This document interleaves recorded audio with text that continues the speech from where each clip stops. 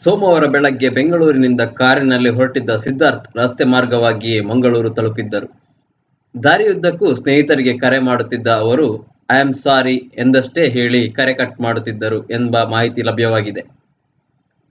ದಾರಿಯುದ್ದಕ್ಕೂ ಹಲವರಿಗೆ ಕರೆ ಮಾಡಿದ್ದ ಸಿದ್ಧಾರ್ಥ್ ಕ್ಷಮಿಸಿ ಎಂದು ಹೇಳಿದ್ದಾರೆ. ಬೇರೆ ಏನನ್ನೂ ಮಾತನಾಡುತ್ತಿರಲಿಲ್ಲ ಎಂಬ ಮಾಹಿತಿಯನ್ನು ಅವರ ಜೊತೆಗಿದ್ದ ಚಾಲಕ ಪೊಲೀಸರ ಬಳಿ ಹಂಚಿಕೊಂಡಿದ್ದಾನೆ. ಸಿದ್ಧಾರ್ಥ್ ಚಾಲಕ ಪೊಲೀಸರಿಗೆ ನೀಡಿದ ದೂರಿನ ಪ್ರಕಾರ, ಸಿದ್ಧಾರ್ಥ್ ಅವರ ಸೂಚನೆಯಂತೆ ಸೋಮವಾರ ಮಧ್ಯಾಹ್ನ 12:30ಕ್ಕೆ ಸಕಲೇಶಪುರಕ್ಕೆ ಕಾರಿನಲ್ಲಿ ಹೊರಟೆವು.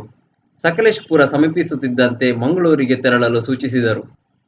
ಮಂಗಳೂರು ಪಂಪ್ವೆಲ್ ಸರ್ಕಲ್ ಬಿಟ್ಟು ಮುಂದೆ ಹೋದ ನಂತರ ದೊಡ್ಡ ಸೇತುವೆ ಸಿಕ್ಕಿತು. ಅದರ ಬಳಿಗೆ ಬಂದಾಗ ಕಾರಿನಿಂದ ಇಳಿದು ಸೇತುವೆ ಕೊನೆಗೆ ಹೋಗಿ ನಿಲ್ಲುವಂತೆಯೂ ತಾವು ನಡೆದುಕೊಂಡು ಬರುವುದಾಗಿಯೂ ತಿಳಿಸಿದರು. ನಂತರ ನಡೆದುಕೊಂಡು ಬಂದ ಅವರು ಕಾರಿನ ಒಳಗೆ ಇರುವಂತೆ ನನಗೆ ತಿಳಿಸಿ ಮರಳಿ ಹಿಂದಕ್ಕೆ ಹೋದರು. ನಂತರ ರಾತ್ರಿ 8 ಗಂಟೆ ಆದರೂ ಅವರು ಕಾಣಲಿಲ್ಲ. ಅವರ ಮೊಬೈಲ್ಗೆ ಕರೆ ಮಾಡಿದೆ. ಮೊಬೈಲ್ ಸ್ವಿಚ್ ಆಫ್ ಆಗಿದ್ದರಿಂದ ಪುತ್ರ ಅಮರ್ತ್ಯ ಹೆಗ್ಡೆ ಅವರಿಗೆ ತಿಳಿಸಿದೆ. ನಂತರ ಅಮರ್ತ್ಯ ಸಲಹೆ ಮೇರೆಗೆ ಪೊಲೀಸರಿಗೆ ದೂರು ನೀಡಿದ್ದೇನೆ ಎಂದು ಚಾಲಕ ಪೊಲೀಸರಿಗೆ ತಿಳಿಸಿದ್ದಾನೆ.